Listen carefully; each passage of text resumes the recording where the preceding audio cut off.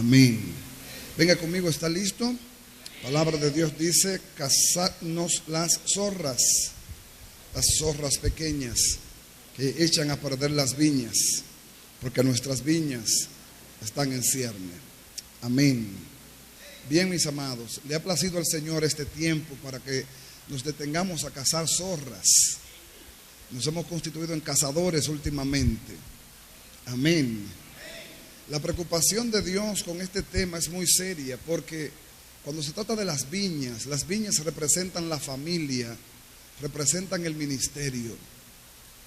La familia es medular, es central para el ministerio. Un ministerio que no trabaja la familia, tarde que temprano no tendrá como razón de ser. El Dios de los cielos se preocupa en la familia, se enfoca en la familia y sabe que el primer ministerio del hombre es su familia. ¿Sabía usted eso? Lamentablemente los conceptos religiosos han dañado tanto que hemos desviado la atención de la familia para atender otras cosas, aún en la iglesia. Si usted no atiende bien su casa, en vano usted se mata en la casa del Señor. Si usted no cuida su casa, su familia, usted no podrá ser un ministro que tenga la autoridad de Dios como Dios demanda. Amén. El sacerdocio en la casa es el primer sacerdocio. Y las viñas hay que cuidarlas. Diga conmigo, hay que cuidarlas. Y dice la pareja, aquí hablando la pareja en el contexto del amado y la amada: cazadnos las zorras pequeñas. Las zorras pequeñas son maquinaciones espirituales que se ven pequeñas o quizás ni se ven, pero están ahí. Y el problema de las zorras pequeñas es que crecen. Y aunque sean pequeñas, no se pueden desconsiderar, porque por ser pequeñas no le vamos a quitar su maldad, dañan. Porque las zorras pequeñas carcomen las raíces y secan el fruto, los fundamentos. Así en la familia, las zorras pequeñas dañan los fundamentos, y usted ve después que el matrimonio tiene un gran problema porque no se comunica, porque no hay confianza, porque no hay veracidad, porque no hay amor. Cuantas cosas se descuidan, detallitos en el tiempo pueden ser fatales. Una gripe mal cuidada lo puede mandar al cementerio. El anuncio, ¿lo recuerda? Hemos estudiado ya 7 zorras, 7 maquinaciones espirituales sencillitas, que pueden ser para algunos no importantes, pero Dios ha querido que la casemos en el nombre de Jesús. Empezamos mirando el descuido espiritual, que es la madre de todas las zorras, porque cuando nos descuidamos todas las demás atacan también. Después la murmuración, después el espíritu de Herodes, que es el desvío. Después hablamos del miedo, después hablamos del conformismo. El penúltimo fue la indiferencia, que quizás es una de las zorras más terribles también. La indiferencia, porque la indiferencia hace creer como que son los demás los que tienen el problema y no tú. Y es terrible la indiferencia. Y la que tratamos el miércoles fue la envidia. Hoy usted me va a ayudar a descubrir otra zorra. Y yo no sé qué usted va a hacer después que la descubra, pero yo creo que es necesario que la casemos también en el nombre de Jesús. Para mí esta palabra ha sido muy difícil. Estando en la loma orando, le decía a los muchachos: tengo un cruce de palabras, necesito tiempo para que Dios me hable para el culto de mañana. Y mis amados, esta es una de las zorras más difíciles también. Y delante de Dios me expongo a que nadie me malinterprete si por casualidad usted se ve retratado en esta zorra también. Por casualidad. Pero Dios no nos acusa. Eso es lo bueno de Dios. Dios nos redarguye. Y redarguir significa nos enseña lo que está mal para que corrijamos. Si usted no sabe lo que está haciendo mal, quizá usted nunca lo corrige. Amén. Y nuestro Dios es nuestro Padre. Y cuando Él toma un hijo en su mano, no solamente lo toma para tener hijos. A Dios no le interesa mucho tener hijos. A Dios le interesa formar hijos. Y la formación de Dios va siempre a tener corrección. Una manifestación del amor de Dios es la corrección. Al que Dios ama, Dios corrige. Así que si por razón cualquiera usted se ve como por acá confrontado, no lo tome a mal, tómelo para corregir. Amén.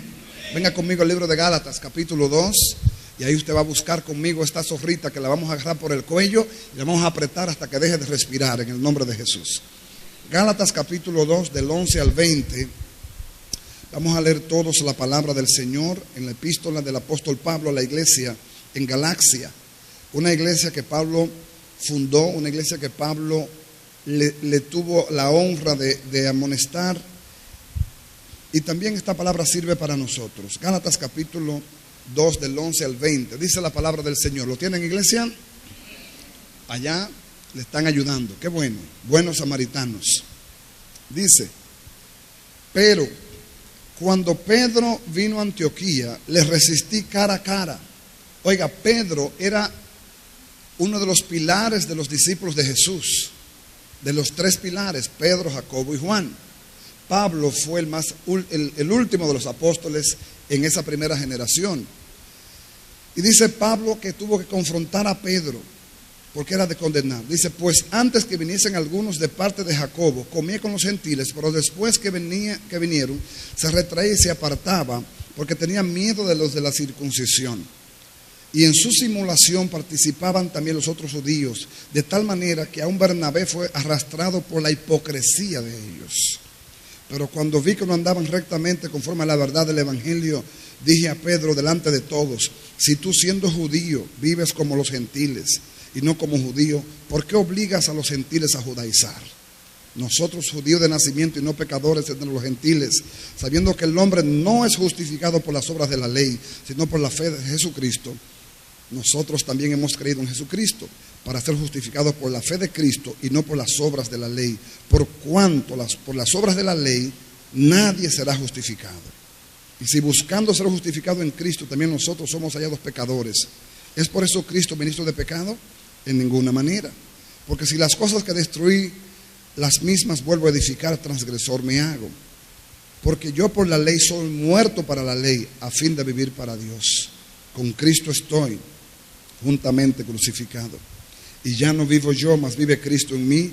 Y lo que ahora vivo en la carne, lo vivo en la fe del Hijo de Dios, el cual me amó y se entregó a sí mismo por mí. El 21 dice: no desecho la gracia de Dios.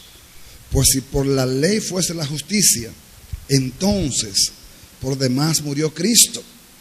Amén. O sea, si la salvación fuera por las obras de la ley, por demás murió Cristo. Amén. Pero mire aquí, si usted me puede ayudar a encontrar la zorrita. Versículo 13. Dice la Biblia: y en su simulación participaban también los otros judíos, de tal manera que aún Bernabé fue también arrastrado por la hipocresía de ellos. ¿Cuál será la zorra? La hipocresía. Mis amados hermanitos, la hipocresía. Impresionantemente, un hombre como Pedro, que pudo ver al Señor Jesús en la transfiguración, un hombre como Pedro que participó de todos los milagros, un hombre como Pedro que pudo compartir la mesa del Señor, Pedro que se resistió a que Jesús le lavara los pies, ese mismo Pedro que Jesús le dice: tu nombre es Petrus o Petra también, Pedro. Y sobre ti, Pedro, yo voy a levantar un testimonio. Sobre ti, Pedro, caerán las responsabilidades de guiar mi pueblo, de guiar la iglesia. Pedro fue considerado el líder de los 12 apóstoles o de los 11 apóstoles, porque ya Judas no estaba. Fue considerado el hombre a quien se le dio la autoridad para predicar el primer mensaje en Hechos capítulo 2. Pero hay una verdad en cada ser humano que no podemos tapar. A todos los seres humanos nos viene un tipo de miedo, y en ese miedo esta zorra se filtra. La hipocresía se filtra en personas que tienen debilidad de carácter y por miedo al qué dirán y al qué pensarán hacen rejuego. Y vamos a definir lo que es hipocresía. Según el diccionario, dice que hipocresía es la actitud constante o esporádica de fingir creencias, opiniones, virtudes, sentimientos, cualidades o estándares que no se sienten o no se siguen. La persona hipócrita finge cualidades de sentimientos contrarios a lo que verdaderamente tiene o experimenta. La hipocresía en sí es un tipo de mentira o pantalla de reputación. Lamentablemente es así. Pedro, dice la Biblia, por miedo de la circuncisión, cuando venía frente a los gentiles, Pedro se comportaba como gentil. Pero cuando se presentaba frente a los judíos, Pedro se comportaba como judío. En otras palabras, tenía dos caras. No piense en nadie, ni mire a nadie. Examínese usted mismo. Porque la intención de esta palabra es que cada cual, según 2 de Corintios 13:5, se examine a sí mismo. ¿Cómo actúo, cómo reacciono en los diferentes ambientes que Dios me permite a mí compartir? ¿Qué soy yo cuando estoy en el mundo? Cuando estoy allá afuera, cuando estoy con mis amigos. ¿Qué soy? ¿Soy cristiana o soy mundana? ¿O soy cristiano o soy mundano? Respóndase usted mismo, porque nadie aquí le va a juzgar. Si no ha tenido la valentía de ser cristiano allá, necesita ayuda del Espíritu Santo. Porque entonces está actuando incorrectamente. La hipocresía, lamentablemente, ha tocado todas las esferas de la sociedad. Ha carcomido la sociedad. Todos los extractos sociales están carcomidos por hipocresía. Una falsa amistad, falsos amigos, falsos compañeros. Literalmente ha hecho que la gente rejuegue socialmente. Hay una hipocresía social, hay una hipocresía fraternal, hay una hipocresía entre las naciones, hay hipocresía. Recuerdo una vez que vi en una revista un pacto cuando la Guerra Fría entre la ex Unión Soviética y Estados Unidos, que hacían un pacto de paz. Ya sí, más o menos se bregan, pero no es que se tienen confianza. Y en la revista se hacía una pantalla dentro de la cual había un norteamericano y un ruso. Y los dos estaban dando la mano. Pero con la mano izquierda el ruso tenía un misil. Y en la otra el americano tenía también otro misil. O sea, se estaban dando la mano, haciendo un acuerdo de paz. Pero cada cual tenía su misil escondido. En el mundo de la política eso se llama diplomacia. En la diplomacia, la cara de que todo está bien, pero por detrás la pistola está sobada. Eso es en el mundo de la política, la diplomacia, la hipocresía social, la hipocresía laboral. ¿Cuánta gente para ganar puntos con los jefes no se constituye en un tumbapolvo? Y hacen eco de que al jefe hay que aplaudirle los chistes porque es el jefe. Y el caballo se amarra donde diga el jefe. Y es parte de la cultura. Todo el mundo quiere estar bien con el jefe. Pero por eso mismo estamos como estamos, porque hemos aprendido a vivir hipócritamente. Lamentablemente, hemos aprendido a vivir hipócritamente. Aún nuestros padres, nuestros comportamientos, nuestros maestros también. Lamento decirlo, que muchas veces vemos comportamientos de hipocresía en la misma escuela. Si usted es un apellidito X o Y, hay un mejor trato. Si usted es un extracto social X o Y, hay una mejor condescendencia con usted. Lamentablemente es así. La hipocresía social, la hipocresía entre amigos, la hipocresía entre naciones. Pero aquí viene lo doloroso de todo esto. También en la iglesia hay hipocresía. También en la iglesia hay mucha hipocresía. Hay mucha gente viviendo doble vida, rejuego de vida. Andamos con una doble identidad. Somos cristianos de la secreta en el mundo. ¿Aló? Nadie nos identifica como genuinos cristianos, porque en el mundo participamos del mundo, de sus malas obras, de sus chistes, del morbo del mundo. Nos hacemos uno con el mundo. La Biblia dice, el mundo pasa y sus deseos, pero el que hace la voluntad de Dios permanece para siempre. El apóstol Juan dice, no améis al mundo, ni las cosas del mundo, porque si alguno ama al mundo, se constituye enemigo de Dios. Las cosas del mundo pueden atraernos como seres humanos que tenemos debilidades, pero ya hemos pasado de muerte a vida. Si nuestra identidad cristiana está definida, entendemos a quién nos debemos y para quién debemos vivir. Lamentablemente por la debilidad de carácter, porque es un problema de carácter. Jesús fue un radical. La iglesia de hoy no es radical. La iglesia de hoy le quiere caer bien a todo el mundo. Los ministros de hoy queremos ser complacientes y caerle bien a todo el mundo. Tenemos que escoger, o le caemos bien a Dios o le caemos bien al mundo. Los ministros, aún a la misma iglesia, queremos caerle bien. Y nosotros no somos constituidos ministros por la iglesia, no somos constituidos ministros por Dios y para Dios. Y Dios nos da la honra y el compromiso de cuidar de su pueblo, pero primero celándolo de Él. El pecado de Saúl fue que amó más la gloria de los hombres que la gloria de Dios. Si usted pesa en balanza, Saúl fue el primer rey de Israel, David fue el tercer rey, porque hubo un hijo de Saúl que heredó el reino, aunque no se connota. De repente, si usted pesa el pecado de Saúl y el pecado de David, usted dice, no, pero fue una horroridad el pecado de David. David adulteró y maquinó de tal manera que hasta llevó a un hombre a la muerte. Óigame, terrible. Sin embargo, el pecado de Saúl fue que deshonró a Dios en su palabra. Óigame, el deshonrar a Dios en su palabra le costó a Saúl su reino. Porque David pecó contra la santidad de Dios, Saúl pecó contra la autoridad de Dios. Y Dios es más celoso de su autoridad que de su santidad. El pecado de Adán fue contra la santidad de Dios, contra la autoridad de Dios. ¿Por qué? Porque Dios le dijo, no comerás del árbol. Dios le dio un mandato y Adán violentó el mandato, violentó la autoridad. Amén. Cuando tenemos la palabra de Dios en poco, somos débiles de carácter. Somos débiles. Pero si tenemos la palabra de Dios en alta estima, no nos avergonzaremos del evangelio, porque sabemos que el evangelio es poder de Dios para salvación a todo aquel que cree. No nos vamos a esconder, ni nos vamos tampoco a comprometer con cosas contrarias a la palabra de Dios.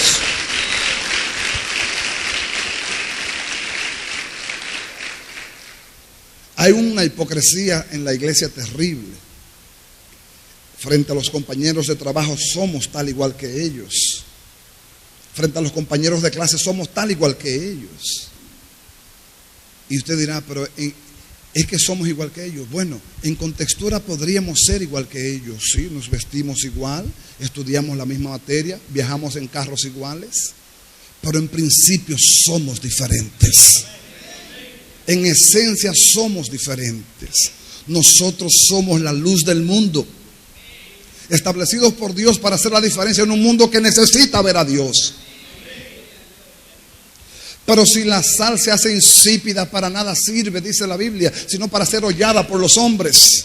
Cuando el creyente pierde su genuinidad y su autenticidad delante del mundo, se constituye en un creyente de doble vida, hipócrita, de tal manera que el mundo no los respeta, ni la iglesia tampoco. Los hipócritas pierden el respeto por la poca identidad. Aquí vamos a revisar un poquito el perfil de un hipócrita. Un hipócrita es débil de carácter, no permanece firme en convicciones. Segundo, es tibio y poco comprometido con los principios de Dios. Tercero, tiene un bajo concepto de la lealtad. Amados, por el solo hecho de ser lavados por la sangre de Cristo, debiéramos tratar o intentar o persistir en serle fieles a Dios. Porque no fuimos comprados a precio de libras esterlinas o de dólares. Fuimos comprados a precio de sangre. Y oye lo que dice la Biblia, iglesia del Señor. Esto no es un mensaje para el buen samaritano, es para la iglesia de Cristo también. Ay de aquel que tiene por inmunda la sangre del Cordero. Ay de aquel que pisotea el sacrificio santo de Cristo creyendo que todo con las reglas se puede. Que yo hoy peco y Dios me perdona, que yo hago y Dios me perdona, que yo bebo y me acuesto con cualquiera y Dios me perdona, y jugando a la gracia y convirtiendo la gracia en desgracia y constituyéndose en un tropiezo, en una vergüenza para el evangelio.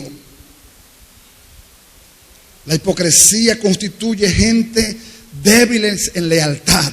Debemos ser leales al Dios de nuestra salvación. Por ser leales a Él tenemos que ser leales.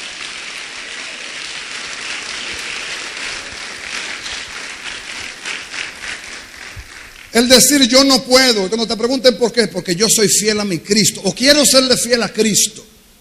Se ha perdido en la boca de los creyentes cuando vienen ofertas. Hacemos negocios raros, transigimos en principios de una manera tan fácil, porque se nos olvida a quién debemos serle leales. Amados, en el libro de Daniel capítulo 3, 3 jóvenes hebreos que fueron llevados cautivos a Babilonia, esclavos a Babilonia, pero tenían fundamento. Diga conmigo, fundamento. Lo que me dice a mí la importancia de enseñar a los niños en la fe. Daniel fue llevado niño a Babilonia también, y Daniel dijo en su corazón: yo no me voy a contaminar con la comida del rey. Pero Nabucodonosor, enfermo por su ego, se hizo a sí mismo una estatua y se dio orden en toda Babilonia de que todo aquel que estuviera en ese territorio doblara sus rodillas y adorara la estatua de Nabucodonosor. Estos 3 jóvenes estaban cerca de la realeza, y de tal manera era su convicción que ellos dijeron públicamente: nosotros no vamos a adorar esa estatua. Y le llegó al rey la noticia: hay 3 jóvenes que se rebelan contra ti, Nabucodonosor. Hay 3 jóvenes que dicen que no van a adorar tu estatua. Nabucodonosor se encolerizó. Usted conoce la historia, le estoy parafraseando rápido. De tal manera fue su cólera que dijo: ¿quiénes son esos 3? Sadrach, Mesach y Abednego. Tráiganlo. Y yo mismo quiero estar ahí para ver su ejecución por no respetarme a mí. Y lo pararon frente al gran Nabucodonosor. Con que ustedes te resisten a adorar mi estatua, mi imagen. Tú lo sabes. No adoraremos tu estatua. Y le dijeron a Nabucodonosor: nuestro Dios tiene poder para salvarnos, pero si aún no nos salva, tampoco vamos a adorar tu estatua. ¿Estamos claros, Nabucodonosor? Eso lo encolerizó más. No hay cosa que encolerice más el mundo espiritual, a las tinieblas, que ver cristianos radicales. Satanás se ríe con la muela de atrás cuando ve una gente débil en convicción, pero cuando hay un cristiano radical se molesta. Cuando ve una señorita que le dice al novio: cuidado con tocar. Cuando ve un jovencito que dice: yo no tomo porque yo soy templo del Espíritu Santo. Cuando te ofrecen pornografía, dice: no, mis ojos no verán cosa inmunda. Yo soy templo. Tú lo que eres un pariguayo, yo soy un templo de Dios. Y los 3 jóvenes hebreos desafiaron al gran Nabucodonosor, de tal manera que Nabucodonosor dijo: yo quiero estar ahí cuando lo echen al horno de fuego. Y lo llevaron al rey. Y buscaron los verdugos para que echaran a estos 3 jóvenes al horno de fuego. Lo calentaron 7 veces más, porque la ira del rey era tal que quería como que murieran en el acto. Dice que uno de los que estaba sirviendo murió del calor abrasador que había. Sin embargo, lo echaron los 3 dentro del horno de fuego. Y no se oyó grito, ni se oyó quebranto, ni se oyó quejido. Y al no oír grito, ni quebranto, ni quejido, el mismo Nabucodonosor se asombra y dice: pero a esta hora debieran estar los 3 gritando, porque se están achicharrando ahí abajo. Y se acerca y se asoma y chequea desde su balcón y ve que en el horno de fuego hay un movimiento extraño. Y pregunta a los sátrapas, a los ayudantes: ¿cuántos jóvenes fue que ustedes echaron al horno? 3. Dice Nabucodonosor: pero yo veo 4. Y el cuarto que estoy viendo no se parece a los 3, es semejante al Hijo de los dioses. Dios bendice a los radicales.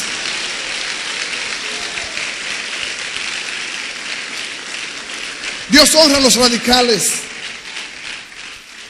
Dios honra a los radicales. Cuando de repente sacan a estos 3 jóvenes, dice la Biblia que ni aún sus turbantes en sus vestiduras olían a humo. Había un cerco. Oh, la palabra del Salmo 37:10 que dice: el ángel de Jehová acampa alrededor de los que le temen y los defiende.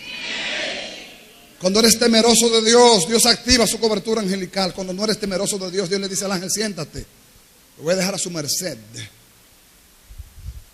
El hipócrita, en vez de 2 caras, a veces tiene más de 2. Tiene una cara en la escuela, una cara en la casa, una cara en el gimnasio, otra cara en la iglesia. 4 o 5 caras.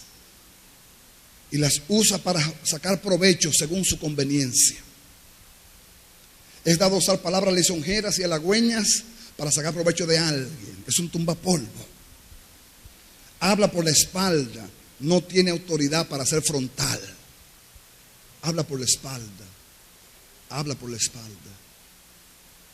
Miren, cuando yo empecé en el ministerio hace 16 años, una pastora que para mí, bueno, lo hizo 5 años después, me dijo: pastor, usted es joven y cuídese de esto que le voy a decir. Eso fue la pastora Mili, me dijo esto.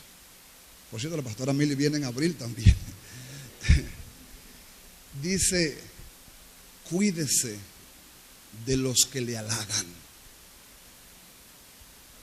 porque los que mucho halagan son los primeros en traicionar. En las iglesias pasa mucho eso. Pastor, si no es usted que predica. Ay, pastor, cuando usted coge ese micrófono se siente la presencia.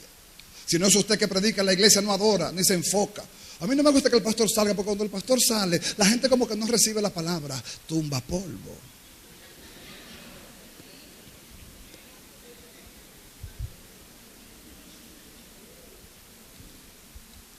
Séptimo, el hipócrita quiere quedar bien con todo el mundo, cosa que no se puede.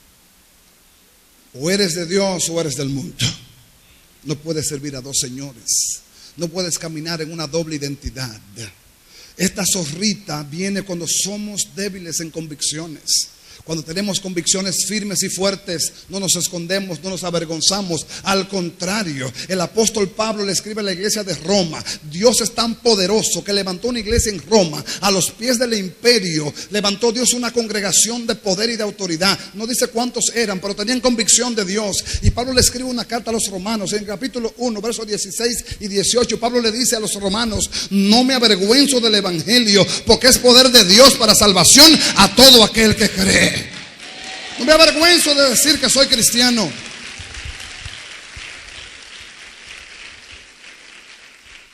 Muchas veces somos hipócritas porque nos avergonzamos o no tenemos convicciones claras. La hipocresía es una gran parte de la hipocresía es infundada en temores o en buscar aceptación de los demás. Amados, aunque padre y madre te dejaran, Jehová te recogerá. Por sobre todas las cosas, procura agradar a aquel que te lavó con su sangre. Vivir para Él y no comprometer tus principios con nadie. Los principios no están en venta, no se negocian ni con amigos, ni con familia, ni con primos, ni con nadie. Son los principios. Cuando somos débiles en carácter, negociamos los principios y queremos caerle bien a todo el mundo. Eso es hipocresía. Y Jesús tuvo, el mensaje más feroz de Jesús fue contra la hipocresía religiosa. Amado, ¿sabe usted por qué mucha gente tropieza en el evangelio? No es tanto porque ven una gente beber o porque ven una gente hacer tal o cual cosa en la calle, sino porque le ven ser hipócrita. Lo ven ser en la iglesia una cosa y en la calle otra. Y dice: por este tipo me quiere a mí venir a hablar disparate cuando yo sé que él tiene una mujer escondida.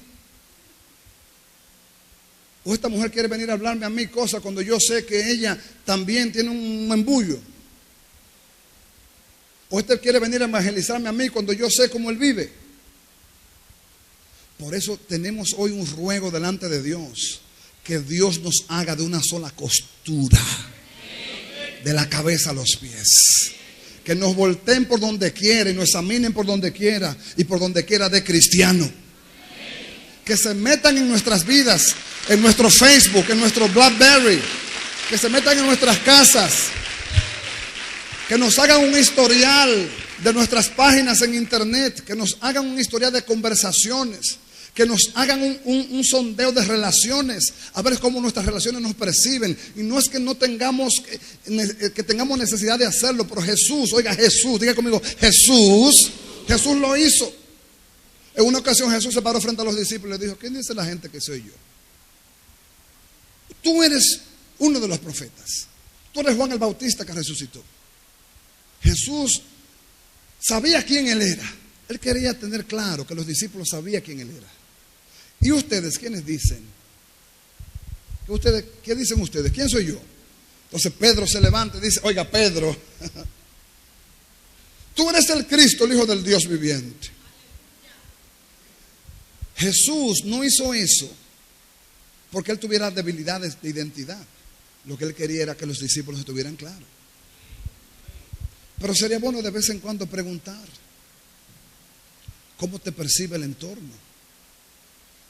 ¿Tus compañeros de trabajo te perciben como cristiano? Óigame, qué vergüenza. Cuenta la historia de un pastor que va a buscar una hermana de la congregación, pero no sabía la dirección bien, y pregunta: yo ando buscando una señora así, así, así, así. Ella es cristiana, ella va a mi iglesia. Y los, oh, ¿cómo es ella? Así, así, así, así la describió. Entonces unos cuantos muchachos agarraron cascajo y se lo tiraron encima de la casa de la doña. ¡Fum! Ay, ay, ay, ay, ay, ay. Esa mujer salió de esa casa. Malditos muchachos del diablo, me tienen harta. Estoy loca por agarrarlo y acribillarlo a todo. Hijo de... Ya ustedes saben. Y cuando voció todas las malas palabras que pudo encontrar, entonces los muchachos le dijeron: esa es la hermana de su congregación.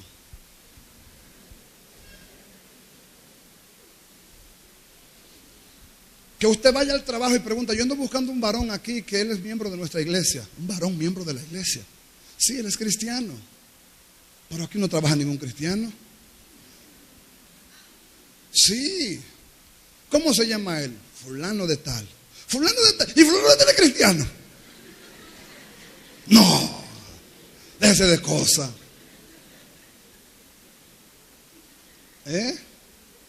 Usted está relajando. No, de verdad. Él es un varón de Dios.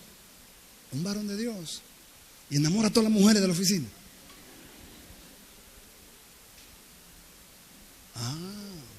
¿Así son los varones de Dios? No, así son los hipócritas. Amén. Ay, la voz del Espíritu dice: ayúdanos, Señor. Porque somos hombres y tenemos pies de barro. Pero Dios no nos ha dado espíritu de cobardía, sino un espíritu de poder, de amor y de dominio propio. Nuestras convicciones tienen que estar claras. ¿A quién servimos? ¿A quién buscamos? ¿A quién adoramos? No solamente en el templo. Donde quiera que vayamos, somos de Cristo, vivimos para Cristo y representamos a Cristo. Hemos hecho un compromiso con Él. Amén.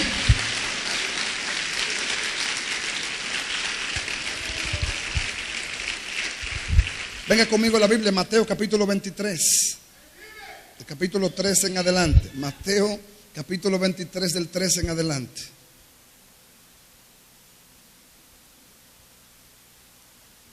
Mateo 23 del 13 en adelante.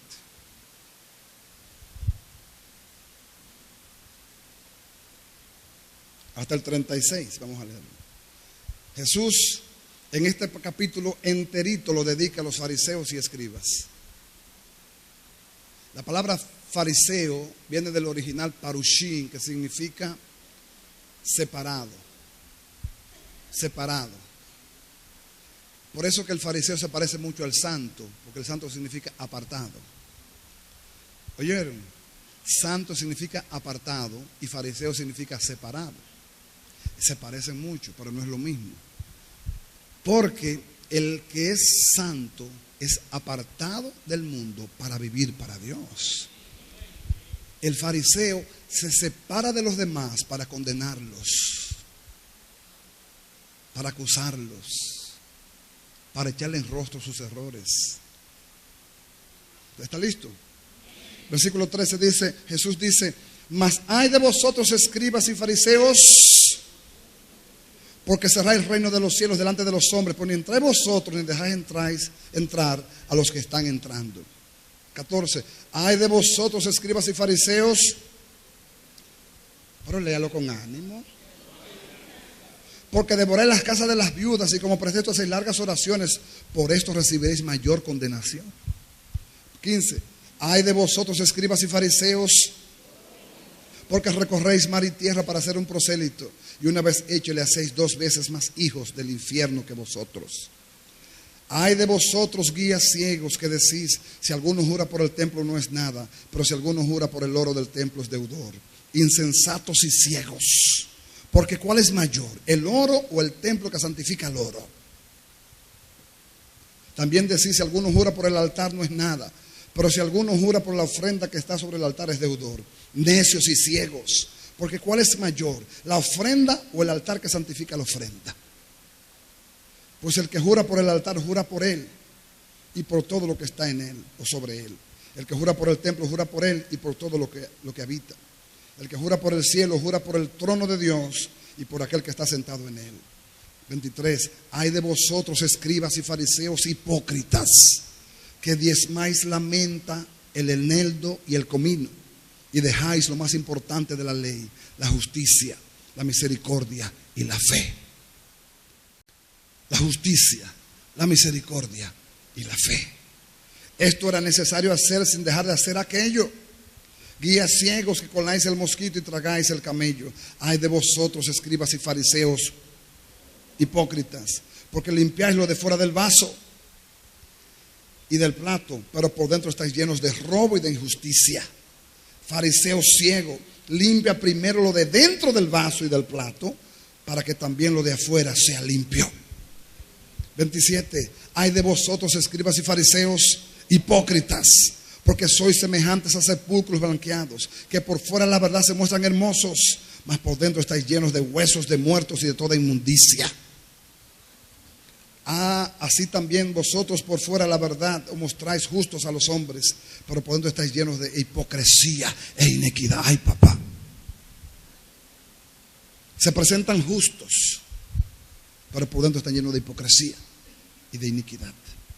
29. Ay de vosotros, escribas y fariseos, porque edificáis los sepulcros de los profetas y adornáis los monumentos de los justos, y decís: si hubiésemos vivido en los días de nuestros padres, no hubiésemos sido sus cómplices en la sangre de los profetas. Así que dais testimonio contra vosotros mismos de que sois hijos de aquellos que mataron a los profetas. Vosotros también llenad la medida de vuestros padres. Serpientes, generación de víboras, ¿cómo escaparéis de la condenación del infierno? Por tanto, he aquí yo os envío profetas y sabios y escribas, y de ellos a unos mataréis y crucificaréis, a otros azotaréis en vuestras sinagogas y perseguiréis a la ciudad de ciudad en ciudad, para que venga sobre vosotros toda la sangre justa que se ha derramado sobre la tierra, desde la sangre de Abel el justo hasta la sangre de Zacarías, hijo de Berequías, a quien matasteis entre el templo y el altar. Vamos a dejarlo ahí.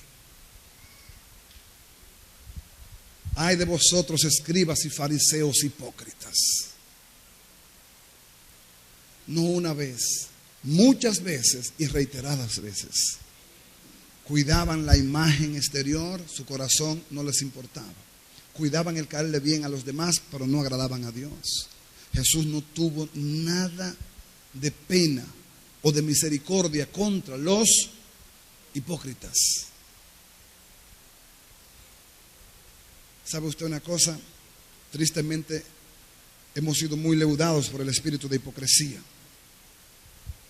Muy leudados. Y hemos también sido mordidos por la hipocresía. Nosotros tenemos que revisar con quién tenemos un compromiso, con quién tenemos un voto. ¿A quién nos debemos? ¿A quién debemos complacer? ¿A quién hemos escogido servir? Si a los de afuera o al Dios de nuestra salvación. Sobre quién hemos puesto nuestra confianza y nuestra esperanza. O somos de Cristo, o somos del mundo.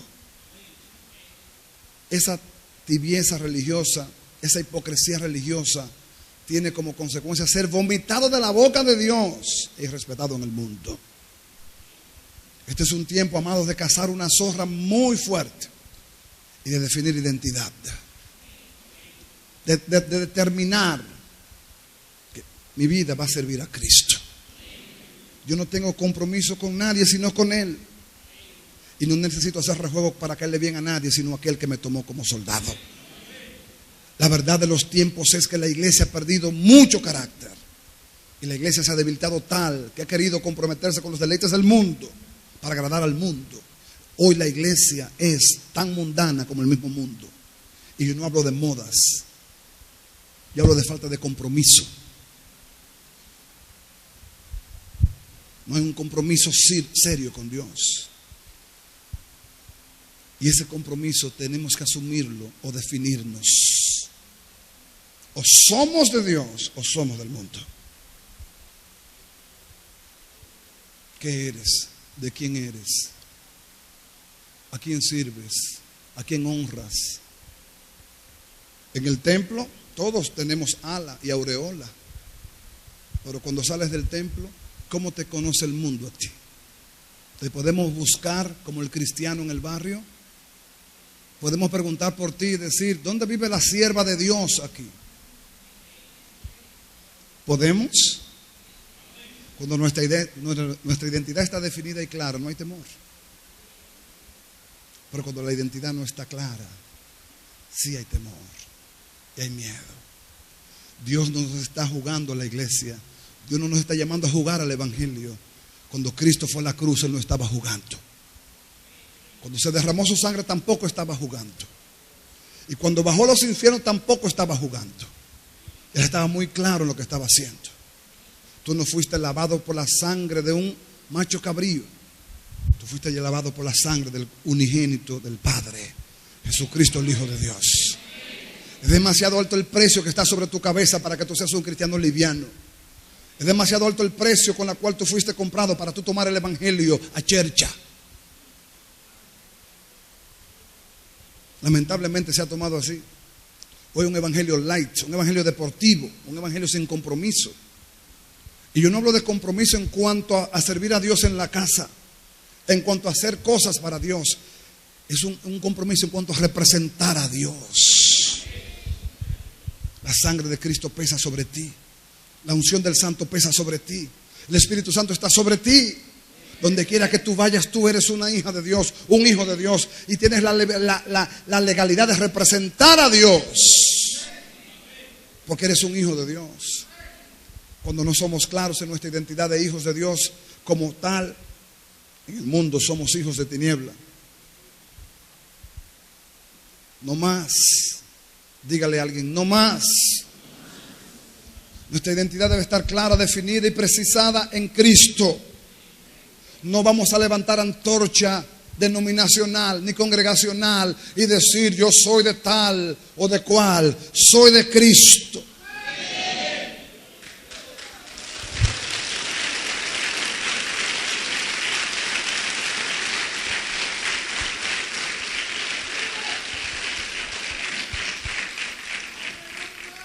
Cuando Martín Lutero fue llevado a ser juzgado por la realeza religiosa de aquellos tiempos, por sus convicciones, por su protesta ante las falsas enseñanzas de la religión de aquel tiempo, fue llevado ante la mayor jerarquía religiosa para que defendiera su causa. Y le pusieron contra la pared, dándole una alternativa de salvar la vida. Y le dijeron, Martín, puedes salvarte si renuncias a tus convicciones, si renuncias a lo que tú has creído. Y él dijo claramente a los que le juzgaban, no es bueno que un hombre camine contra su conciencia.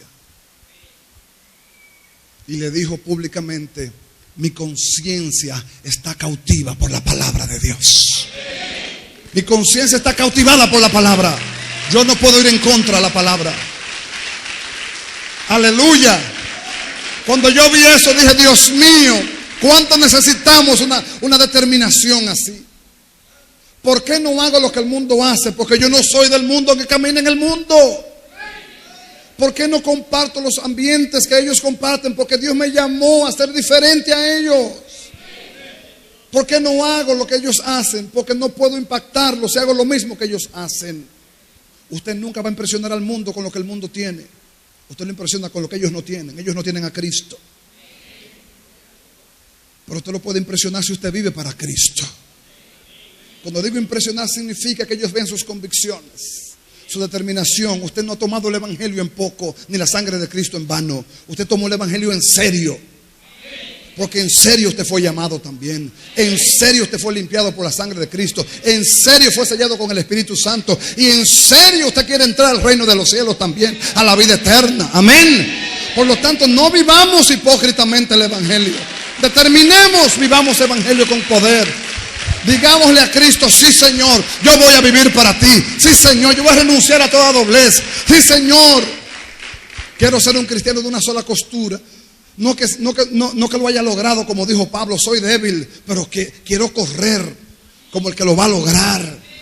No que pretenda ser el heraldo. No. Yo soy tan débil como cualquiera, pero estoy corriendo, peleando la buena batalla, en convicciones diarias, renovando mis convicciones y viendo cada día quién me lavó, quién me compró y a quién yo me debo.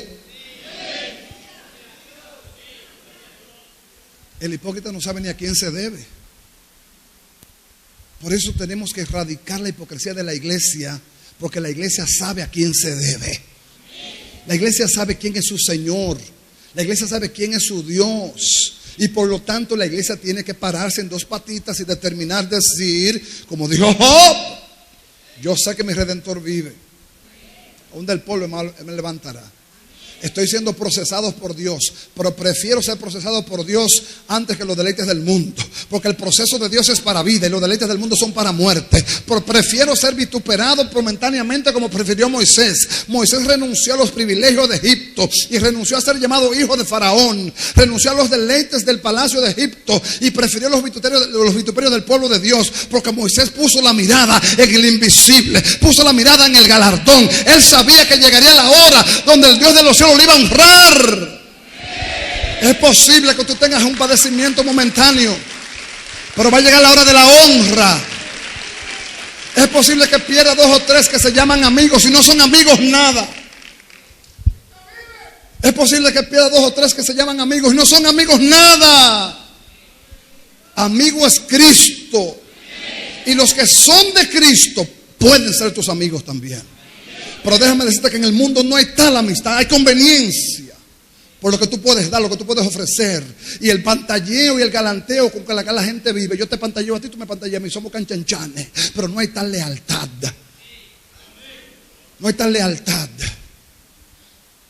Imagínate tú, si le somos infieles a Cristo, ¿cómo tú no le vas a ser infiel a un amigo?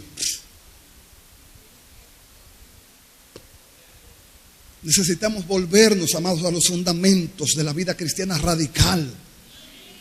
Radical significa determinado. Si una relación no es compatible con mi fe, por linda que sea la muchacha, por hermosa que sea, por el linaje que venga, sea hija de los reyes, no es compatible con mi fe, I'm sorry.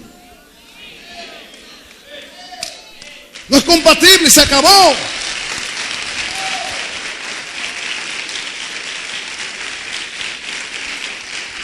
Ah, no, ella se convierte o él se convierte en lo que la bola va y viene. Contaminas tu fe, leudas tu fe, mengua tu carácter, y cuando vienes a ver estás más interesado en los deleites de él que en los de Cristo. Así que estamos en este tiempo. No, él se convierte. Él se convierte cuando hay convicción, amado. No, lo siento, me gusta porque eres agradable, me gusta porque tienes bonita cara, bonito pelo, bonito cuerpo, pero tú no te alineas a mis fundamentos. ¿Cuánta falta hacen gentes radicales en los púlpitos cuando los políticos quieren sacar ventaja de la iglesia, como siempre? A la iglesia nunca le dan nada, a la iglesia la usan. Cada vez que ellos quieren, la usan. Claro, si encuentran hombres que se dejan usar. Termino contigo para que oremos. Cuenta la historia de un joven en Miami que hizo una travesura en una iglesia. Agarró 4 jóvenes como él y cogieron ametralladoras de juego y pusieron un efecto grabado de ametralladora. Se encapucharon y entraron a un templo. Y entraron al templo y pusieron la grabación hacia arriba. Y cuando vieron a estos jóvenes encapuchados con ametralladoras de juego, pero parecían de verdad, todo el mundo se asustó. Y los jóvenes dijeron: todo lo que no esté dispuesto a morir por Cristo, que se pare y corra. Se paró media iglesia. Más de media iglesia salió huyendo. La gente no cabía por la puerta. ¡Corre, huye! Cuando se fueron, la mayoría que se fueron, entonces ellos se quitaron la capucha. Eran jóvenes de la iglesia. Dijeron: pastor, ya se fueron los hipócritas, empecemos el culto.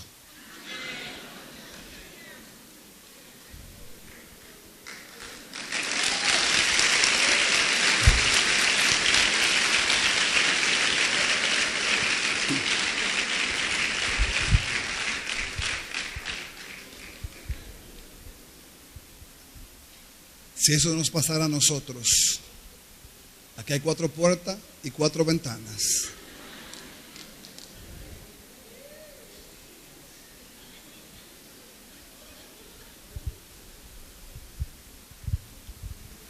Pero si quedáramos por lo menos 2 o 3, Jesús se encontraría en una iglesia radical.